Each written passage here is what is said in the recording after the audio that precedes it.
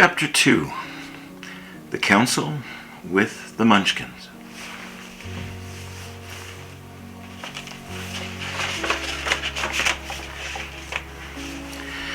She was awakened by a shock, so sudden and so severe that if Dorothy had not been lying in a soft bed, she might have been hurt.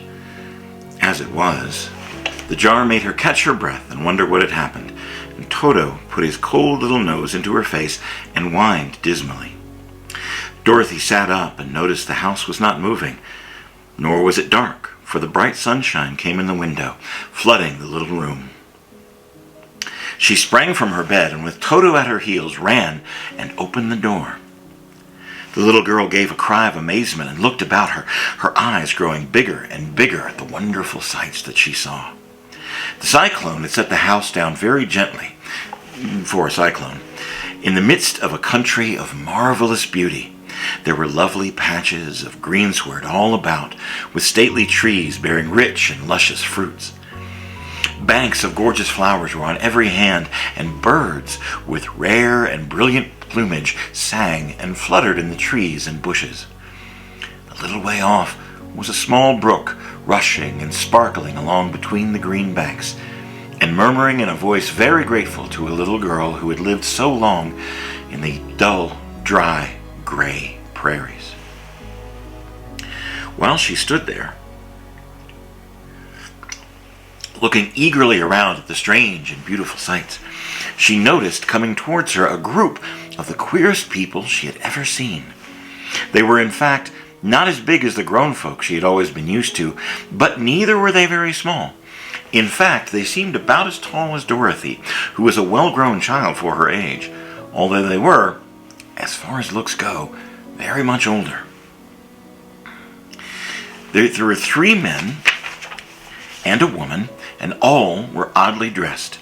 They wore round hats that rose to a small point above their heads, kind of about here, with little bells all around the brim that tinkled sweetly as they moved.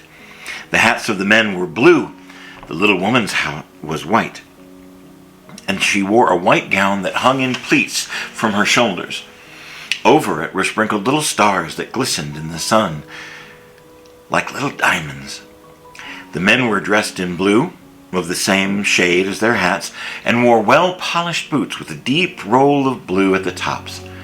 The men, Dorothy thought, were about as old as Uncle Henry, and 2 of them had long beards. But the little woman was doubtless much older. Her face was covered with wrinkles, and her hair was nearly white, and she walked rather stiffly.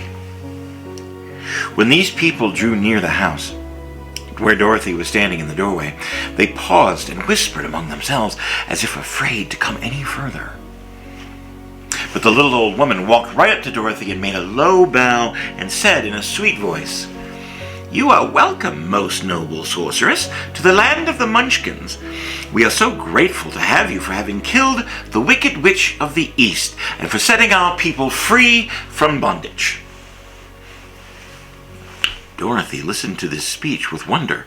What could the little woman possibly mean by calling her a sorceress and saying that she had killed the wicked witch of the East? Dorothy was an innocent, harmless child.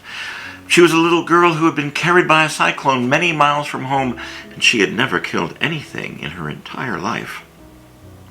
But the little woman evidently expected her to answer, so Dorothy said without hesitation, "You're very kind, but there must be some mistake. I have not killed anything." "Well, your house did anyway," said the little old woman with a laugh, "and that is very much the same thing. See?" she continued, pointing at a corner of the house. "There are her 2 feet, still sticking out from under a block of wood." Dorothy looked and gave a little cry of fright. There, indeed, just under the corner of the great beam the house rested on, 2 feet were sticking out, shod in silver shoes with pointed toes. "Oh dear! Oh dear!" cried Dorothy, clasping her hands together in dismay. "The house must have fallen on her. Whatever shall we do?" "There is nothing to be done," said the little old woman calmly. But who was she?" inquired Dorothy. "They are the people I'm sorry, but who was she? Asked Dorothy.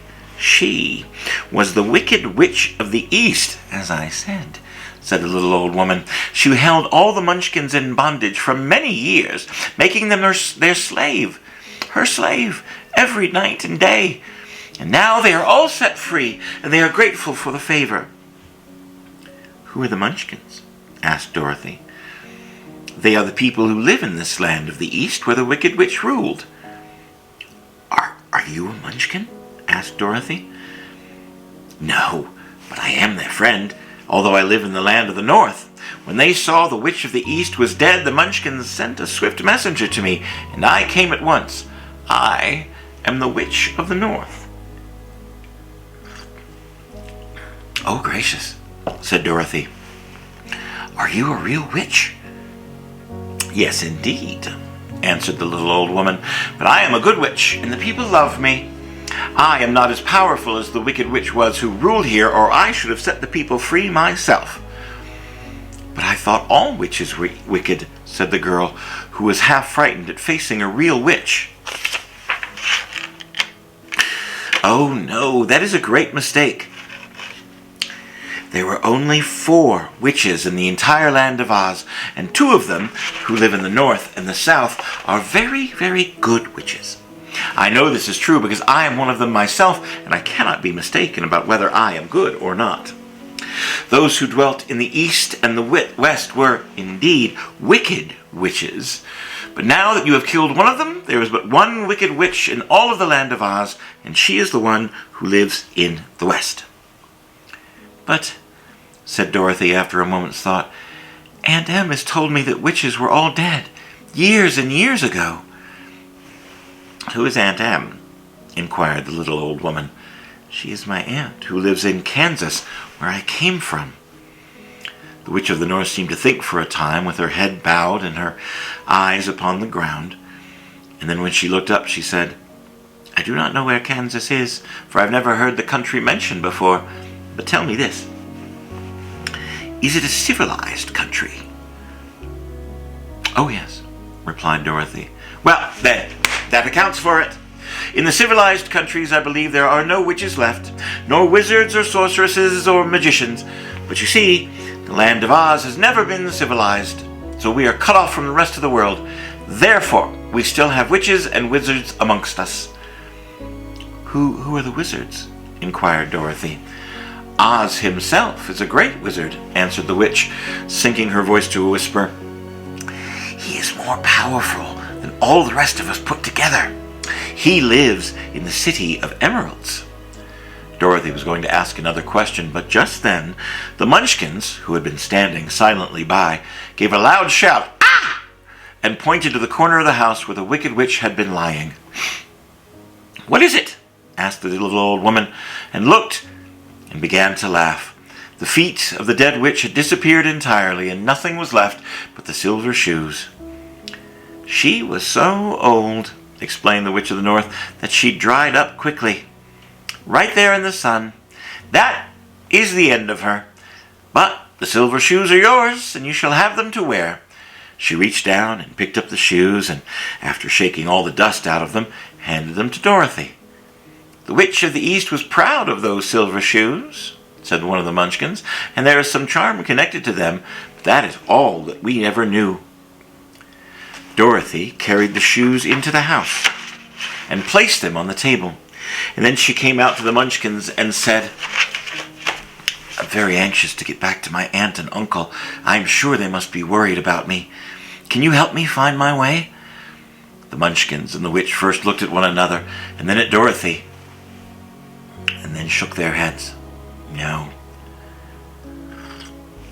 At the east, not far from here, said one, there is a great desert, and none could live to cross it. It is the same in the south, said another, for I have been there and I have seen it. The south is the country of the Quadlings.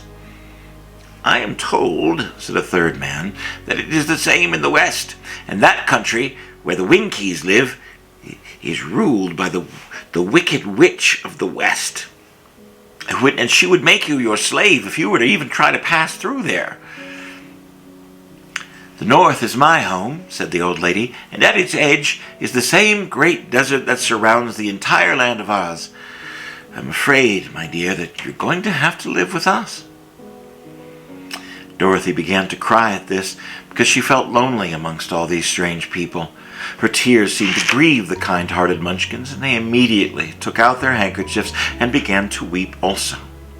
As for the little old woman, she shook off her cap and balanced it on the end of her nose while she counted 1, 2, 3 in a solemn voice.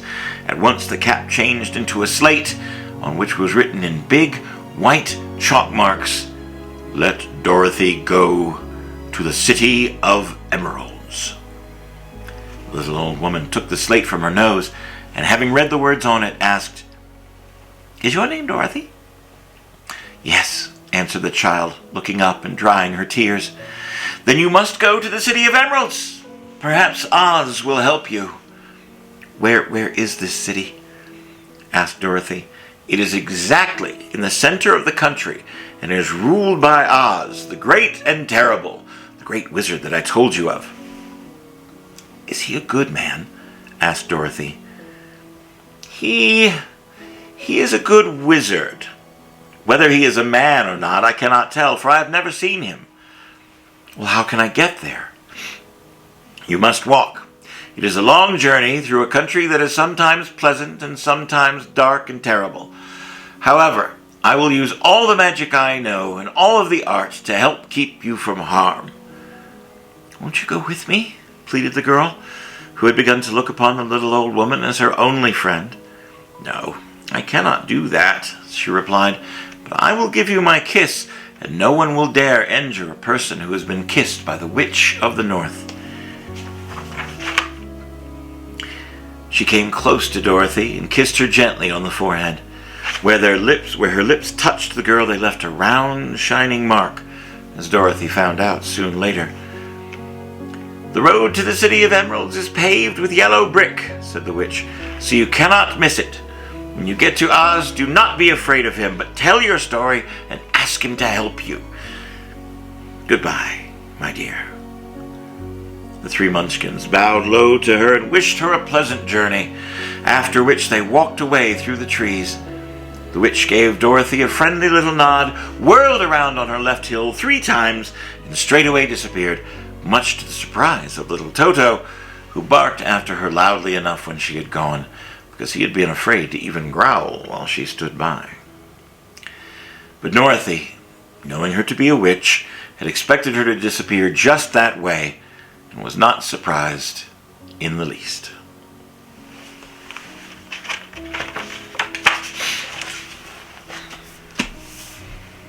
More very soon. I hope you're enjoying the story.